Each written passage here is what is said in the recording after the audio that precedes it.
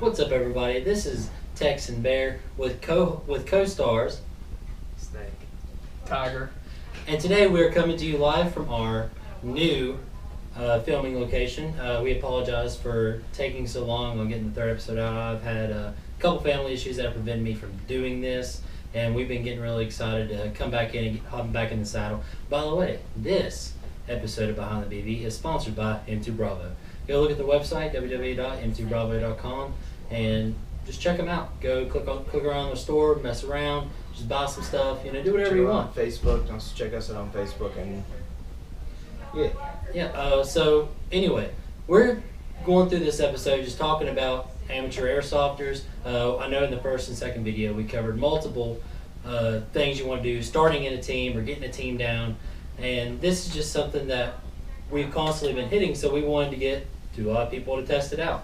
We don't have gameplay of it just because it was a it was a backyard thing. it was just a real backyard impromptu thing. We were sitting down. We was like, let's do it before all of us head off to college. Yeah. So what our initial thoughts were is I was thinking back to when I was doing it. I was real nervous. The initial first shots and the first initially getting hit I thought would be scary, and me messing up my aim and stuff like that, and not knowing the gun and misnaming certain things, not knowing how to load a gun, things like that. What was your first airsoft experience like? My first one was actually with actually I think it was with Snake over there. We were little kids just playing with little Springs pistols, and we didn't hit it. We couldn't hit anything, but we just ran around and shot at each other. That was my first experience, but then we kind of progressed to where we are now, going to these big events and getting sponsored. Being trained by professionals, really just anyone and everyone that we know that has an interest in either the Army or mil sims like we do, or just backyard games. We constantly like to talk to different people, talk different strategies. So anyway, we went up to the hill, we started playing, and we actually have a couple questions for the two guys we brought here. Trust me, they're not just pretty faces. They did play. They do have a few whoops courtesy of us, and we got a few whoops courtesy of them. So I think we're going to start with Snake over here. What was your initial thought when we asked you if you wanted to play? Excited.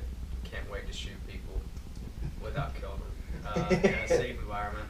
Legally. It's fun to run around and just be out in the woods and have the ability to shoot your cousin and his friend.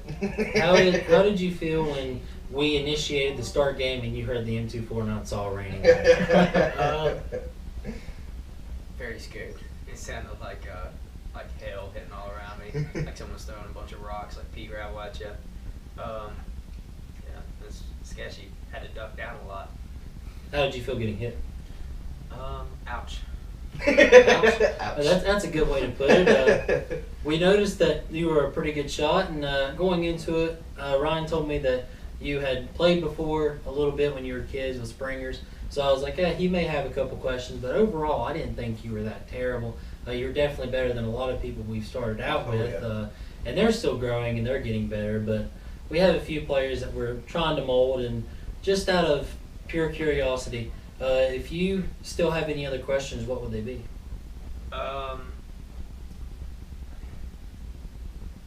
Why go to the big 3-day ones?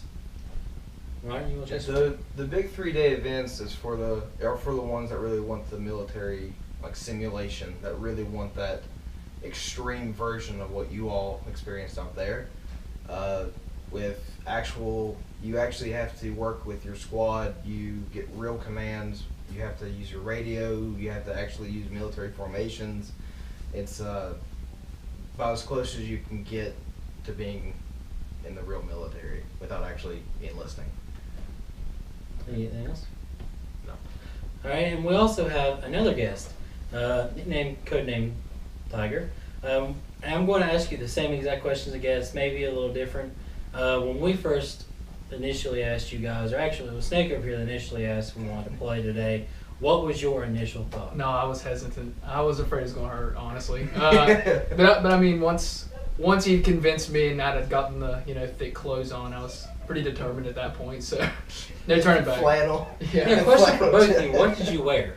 We wore mining bibs, a flannel, and yeah, that was pretty much it. So it didn't really protect very much. No. From Not at all. How hot was it up there? Very. I was dehydrated on the walk up the hill, honestly. Yeah. Like me and Eric were both too. So. And what was your initial thought when you heard the M249 go? Can I get any closer to the ground? Like, I mean, at that point, I was just like ducking for cover. Yeah. This didn't even do anything for me. And if you had to do it again, what would you do different? Definitely try to strategize a little bit more. I mean, Snake and I, we were like going in not knowing really where to go. So probably try to strategize just a little bit better. Yeah. It was your first. It was kind of your first That is real true. experience. So don't be too hard on yourself. The only reason that we've like you've seen us strategizing like right even before we started loading our guns because we've done it for so long.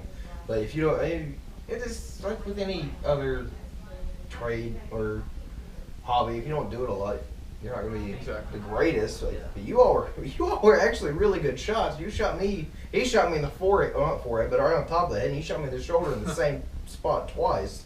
So they were Yeah, good shots. I'm never really hesitant to get hit. I'll be the first person that usually gets hit anyway. I'm kind of like the icebreaker kind of guy. So I'm going to ask you, how did you feel getting hit? It didn't feel the best. I got hit like rapid fire, so like 5 or 6 times, and then I was like, okay, I've been hit. I've been hit. Sorry. Yeah, not the best. I'm going to ask you guys both, what kind of gun would you guys think you'd like? The ones that you had out there? Or would you like to build your own? Or It really depends. If we same situation as today, I definitely want something like the Saw. Puts a lot of I mean, I will say it wasn't unfair. That was so Yeah. unfair. yeah. I will admit that. But the automatic guns that we had weren't terrible, and I'm sure in a military simulation where you actually have like buildings instead of just small trees, probably be the way to go still. Yeah. Yeah, I agree Like with the only down like this right here has a lot of power power, a lot of a high rate of fire, but I can't clear buildings.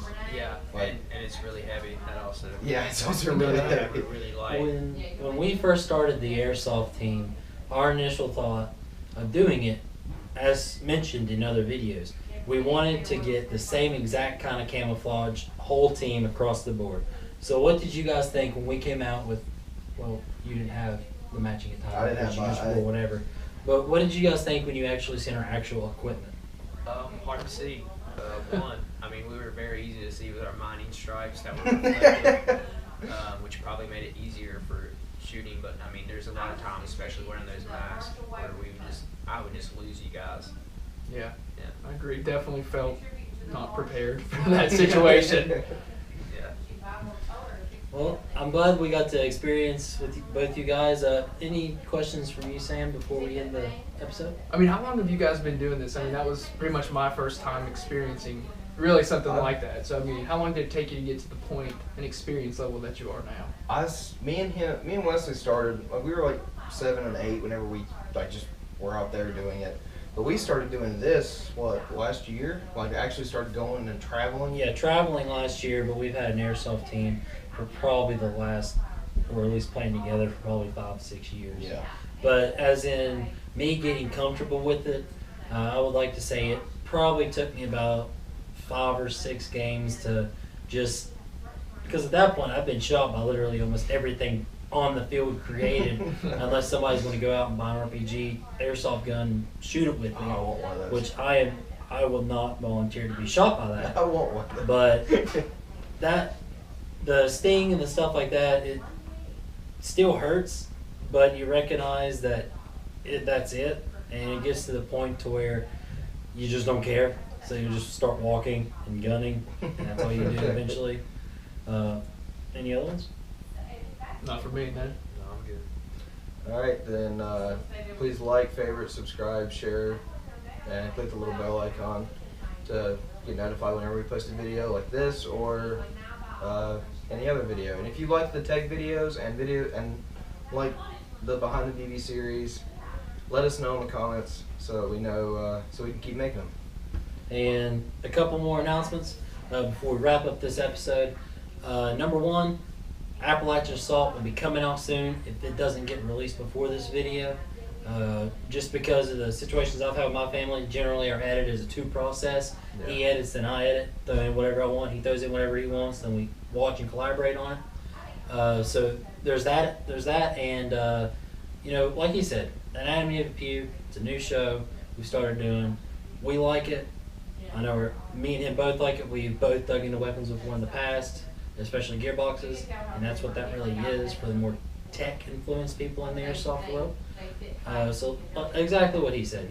Comment, like, subscribe, all those fancy things. Check out Into Bravo on Facebook. Check out on their website, www.intobravo.com.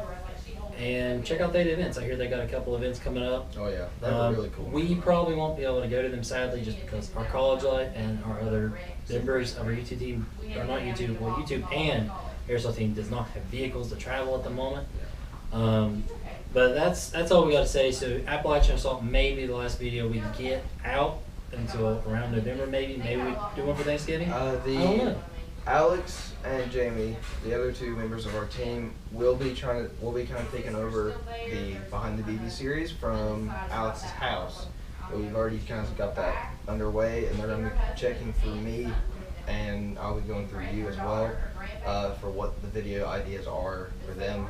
So you will still be getting these kind of videos. But it won't be us. It won't be us. It will be... Their names are codenamed Nomad and codenamed Spectre. Recommend you both look those guys up. I believe Spectre's got his own Instagram account. You can look them up through that. Our Twitter page is, I believe, Viper6. You can look them up through that. Nomad operates that. That's basically all we got to say. This is Viper6, Tex Bear, Snake and Tiger, signing off. Hopefully see you on the field soon. It is.